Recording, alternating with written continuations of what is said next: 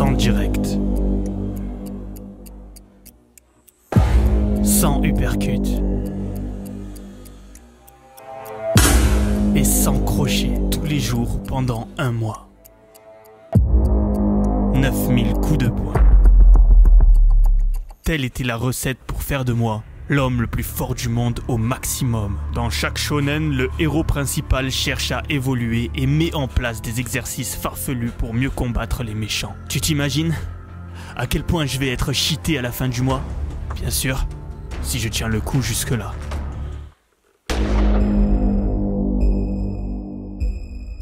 Si t'es là, c'est que t'aspires à être solide. Solide comme Solid Mike. Ça y est, j'ai l'air d'aller beaucoup mieux de l'épaule, mais c'est pas vrai, ça fait que un mois que je me suis luxé l'épaule. Et déjà aujourd'hui, j'ai des challenges plein la tête. Il a perdu un bras, mais il est encore vivant. Et le challenge que je me suis mis en tête, c'est de devenir tarpin fort de la gauche pour ensuite participer à l'YFC seulement avec la main gauche.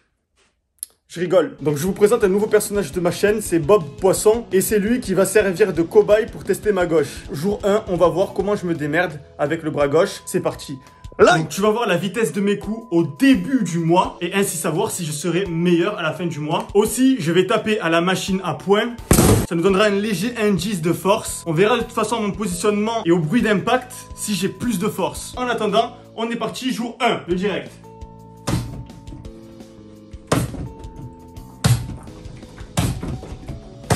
Le crochet.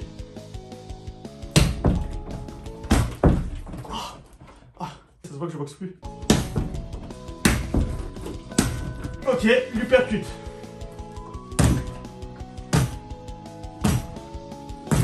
C'est pas folichon, mais c'est pas dégueulasse. Maintenant, je vais mettre 5 coups dans la machine à poing et je ferai une moyenne, histoire de jauger ma force de frappe maximale.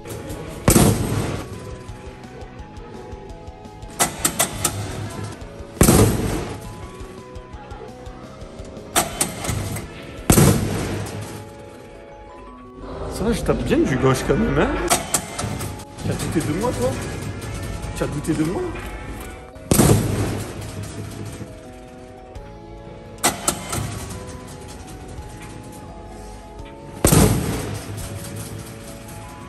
Ça fait mal au poignet, je suis pas habitué à avoir des gros impacts du gauche. On est donc sur une moyenne de 893,4 en début d'expérience et on verra à la fin si j'arrive à obtenir une meilleure moyenne. Vous savez ce que je vaux au début de la vidéo? Abonnez-vous avec la cloche, lâchez un gros like. Sur ce, pas plus de blabla.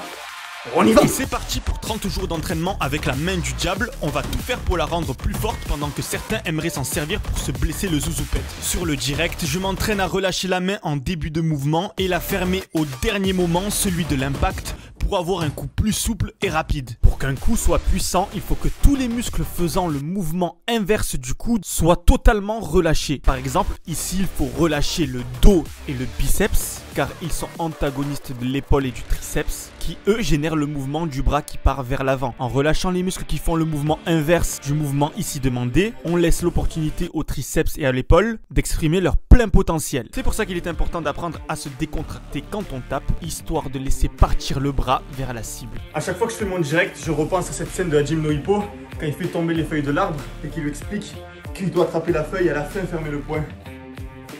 Et j'ai plein de références dans la tête comme ça. Comment tu voulais que je grandisse normalement? Comment tu voulais que je sois normalement constitué en ayant grandi avec la revanche de Laili qui jonglait avec les sabres pour se venger là? Ou alors le boxeur manchot. Le boxeur manchot, c'était lunaire cette histoire. C'est vraiment n'importe quoi, surtout le combat final pour ceux qui ont la référence. Il arrive à se tenir sur un doigt. Il est diabolique.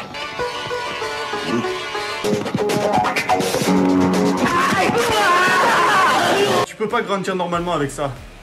Pour assimiler parfaitement un geste, rien ne vaut la répétition mécanique et robotique. Donc c'est répétition, répétition et répétition. Alors même s'il y a une scène de Hajime no Ippo où on le voit, les mains écorchées à force de boxer dans le sac, il faudrait quand même que je songe à mettre des gants parce que là on n'est pas dans un manga et le risque c'est que je me provoque de l'arthrose prématurée ou autre problème articulaire. Donc on va porter des gants, au moins des mitaines. Même si ce gant il est super léger, je sens déjà que j'ai perdu en vitesse. Alors avec des gants de boxe anglaise, ça doit être encore pire, laisse tomber. On est à jour 3 et j'ai l'épaule qui me tire au maximum. Si je me fais embrouiller, j'aurai pas le choix que de gazer au maximum. C'est vrai, depuis que j'ai l'épaule déboîtée, j'ai moins confiance en moi là. Quand je marche dans la rue, je sais que si je me fais mêler, je me fais défoncer. Du coup, voilà. Là, ça me rassure d'avoir ça quand même. Protégez-vous et protégez surtout les enfants de votre famille. Fournissez-les en gazeuse et c'est pour ça que mon nouveau sponsor, Non, je rigole, j'ai pas de sponsor de gazeuse. En général, je fais mes 300 coups pendant mon entraînement de musculation, notamment sur les phases de récupération où je place 10 à 20 coups à 100% de ma vitesse. Une fois les 100 jabs terminés, je passe au crochet, puis aux uppercuts. J'espère quand même que mon Bob va tenir longtemps, le pauvre. Répéter, répéter et répéter. C'est la première chose qu'on doit faire si on souhaite progresser sur quelque chose de particulier. Des fois, on me demande comment tu progresses sur les tractions, comment tu progresses sur ci, ça, ça, ça. Ben, fais l'exercice en question. Répète, répète, répète, parce que le cerveau met en place des automatismes. Il va connecter les neurones qui permettent de faire le mouvement. Il va comprendre la synergie musculaire. C'est en répétant le mouvement sur lequel on souhaite progresser. Donc, t'as fait à fond. Moi, c'est ce que je fais tous les jours. Tous les jours, je travaille mon direct, je travaille mon crochet et je travaille mon uppercut. Pourquoi je ne le fais plus à la tête? Tout simplement parce que je ne sais pas viser à chaque fois.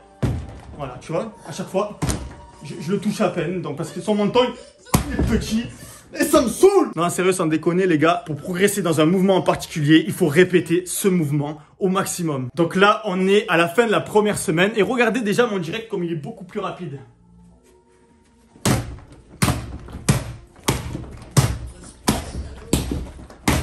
Abusé. Tous les jours. Je vais devenir champion jusqu'à la gauche. Juste la gauche. Sur ça, on continue bien l'entraînement. J'espère qu'à la fin du mois, je vais continuer de progresser.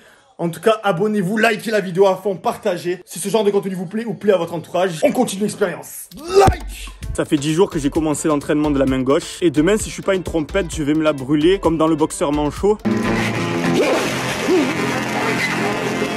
C'est comme ça qu'il a réussi à devenir hyper fort. Donc à mon avis, ça doit vraiment marcher, non? Sinon, sans déconner, 10e jour. Et si tu te posais la question de est-ce que mon épaule gauche ne commence pas à s'user? Non, pas du tout. Bizarrement, j'ai aucune mauvaise sensation. Aucun craquage, aucun blocage au niveau de l'épaule. Et pourtant, je mets des patates tous les jours avec mon bras gauche. Normalement, c'est censé m'user. Mais non, là non. Ben, j'ai de la chance. Forcément, je vous conseille pas trop de faire pareil chez vous. C'est un challenge un peu pour le spectacle. Mais voilà, ben là, j'ai de la chance, j'ai pas mal. Et on va continuer comme ça. Au niveau de l'alimentation, en ce moment, je suis pas top. En fait, c'est pas vraiment parfait ce que je fais. Des fois, je mange sucré. Je me permets tous les fruits, bananes, oranges, etc. Bon, sinon, en termes de protéines, je conserve toujours le bon taux protidique journalier. Chose que vous pouvez calculer pour vous, votre poids, votre taille, votre âge sur mon site internet gratuitement. Donc, n'hésitez pas à foncer, regarder vos besoins en calories. C'est un service que j'ai mis gratuitement. Ça m'a coûté un peu de sous de le faire. Donc, profitez-en, servez-vous-en, s'il vous plaît. Que j'ai pas fait ça pour rien.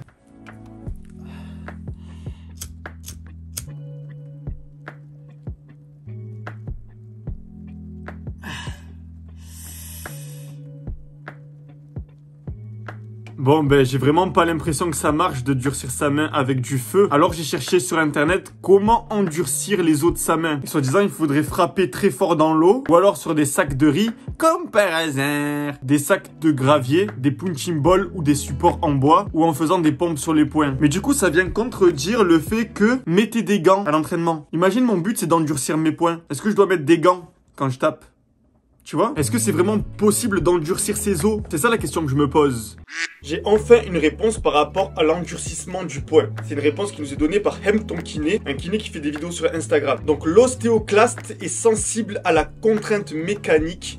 Idem pour le cartilage. Le poing composé d'os, de cartilage, lui inflige une contrainte mécanique, lui permet de s'endurcir. La difficulté, c'est de trouver le bon dosage, parce qu'à trop faible dose, ça renforce pas. Et à trop grande dose, ça risque de faire l'effet inverse, c'est-à-dire abîmer tes os et ton cartilage. Il nous cite l'exemple de la course à pied qui renforce le cartilage des genoux. Mais si on fait pas du tout de course, ou totalement l'inverse, trop de course, on risque de s'abîmer les articulations. Je vous mets même les études scientifiques en description si jamais vous voulez vérifier les sources. Et puis au moins ça me dédouane, tu vois.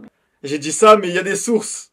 C'est pas moi qui le dis, c'est lui. Mais bon, je suis très heureux de servir de cobaye et de tenter l'expérience en tout cas. Ça regarde que moi, si tu décides de le faire chez toi, tiens grand garçon. Je me tiens pas responsable de ce que vous faites à la maison. Je vous avertis juste que vous risquez de vous faire mal. J'ai voulu essayer de faire mes 3 types de coups 50 par 50 en 2 fois. Mais je me rends compte que je suis plus en train de bosser mon endurance que mon explosivité. À partir du 20e coup de poing, on voit vraiment que ma rapidité et ma force dégringolent au maximum.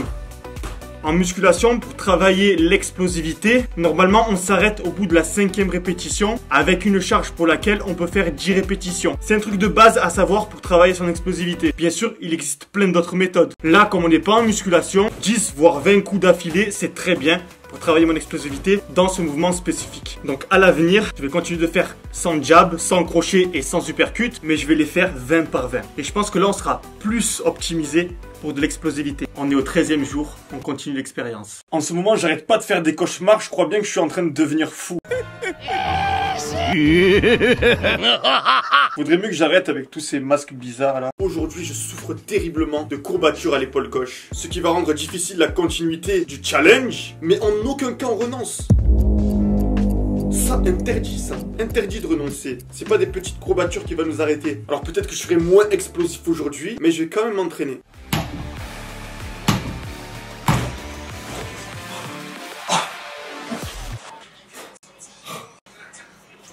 J'ai compris pourquoi je commençais à avoir mal à l'épaule. C'est parce que j'étais pressé de finir mes 300 coups et que je les enchaînais trop rapidement un après l'autre. Alors qu'à la base, entre chaque coup, je fais ce qui est préconisé pour mieux travailler sa puissance. Je t'explique. 3 étapes à retenir. Concentration. Ça se passe dans la tête. Tu te prépares à envoyer le point. Explosion. C'est le moment où tu envoies le point le plus vite possible vers l'avant. Et récupération. On analyse la situation, ce qui nous permet de mieux appréhender la puissance du prochain coup. Concentration. Explosion, récupération. On pourrait l'appeler la méthode CER, à ne pas confondre avec la méthode CRE qui elle sert à s'assouplir, contracter, relâcher, étirer, mais c'est pas le thème de la vidéo.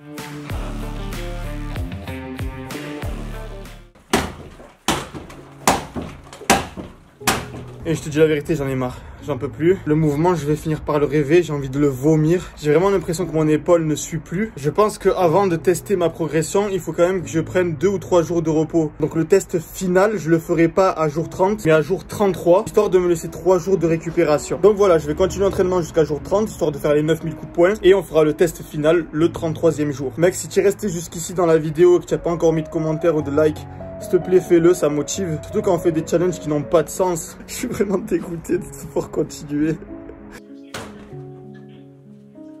Je ne crains pas l'homme qui a pratiqué 10 000 coups une fois, mais je crains l'homme qui a pratiqué un coup 10 000 fois. Maintenant que la date du test final approche, il faut mettre toutes les chances de mon côté pour récupérer le plus vite possible. Alors, pendant la rééducation de mon épaule droite chez le kiné, je me suis fait poser des électrodes sur l'épaule gauche aussi. Dans 3 jours, on aura enfin le verdict de cette expérience, la réponse à toutes nos questions depuis le début de la vidéo. Et voilà mon cher ami, ça y est, on y est. C'est vraiment la fin au maximum de cette vidéo. Parce qu'après 30 jours d'entraînement à donner sans jab, sans uppercut et sans crochet tous les jours, pendant 1 mois, je sais pas si je l'ai déjà dit, ben on va voir à quel point j'ai progressé niveau vitesse sur Bob métallique. Je l'ai équipé d'un puissant masque de fer pour voir si ma main s'est endurcie. En tout cas, elle est dans un état pas trop mal. J'ai pas l'impression que le fait de frapper tous les jours m'a trop abîmé les mains. À part ici, des petits scratchs. Juste un scratch. Qu'est-ce qui se passe? Là, chaud, j'ai un scratch. J'ai le stress là. Ah, likez les gars. Likez à fond la vidéo là.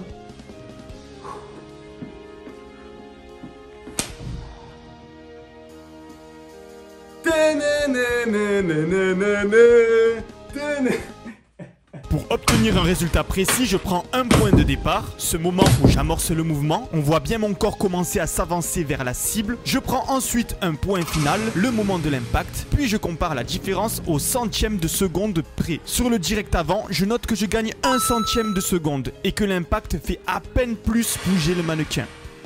À force de l'avoir répété, ben... on dirait que c'est normal en fait de faire ça. Maintenant je vais me balader dans la rue. Le crochet sur Bob Poisson.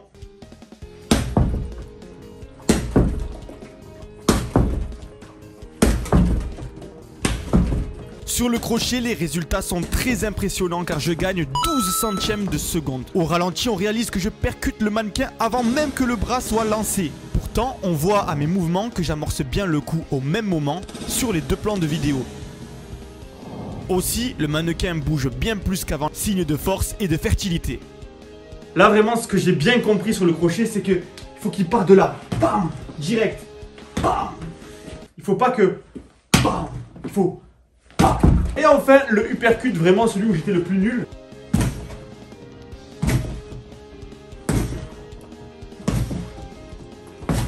Sur l'uppercut, en vitesse normale, on ne détecte aucune différence. Ce coup est vraiment difficile à réaliser pour moi, mais je note au ralenti que le mannequin bouge dans tous les sens, signe que j'ai quand même un peu pris en force d'impact. Dites-moi ce que vous en pensez un maximum dans les commentaires. Maintenant, on va aller jauger la force de frappe. Like! Ok, c'est l'heure du verdict, on y va.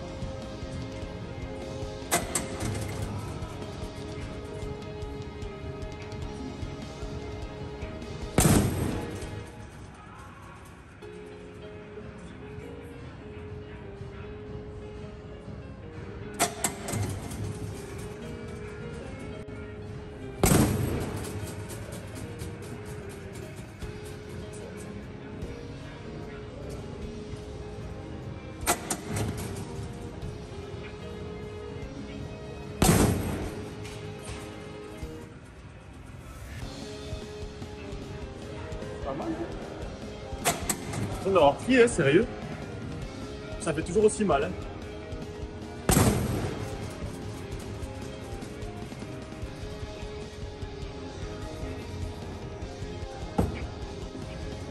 Il manque plus qu'à boucher comme je pense.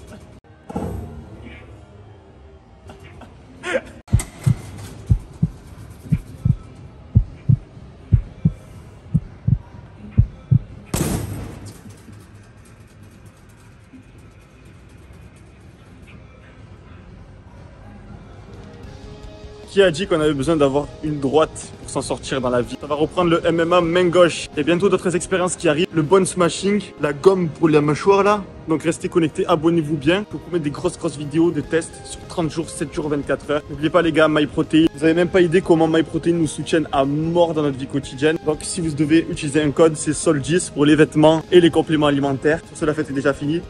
Restez solide et la vie sera pour toi un film de cuisse. Peace.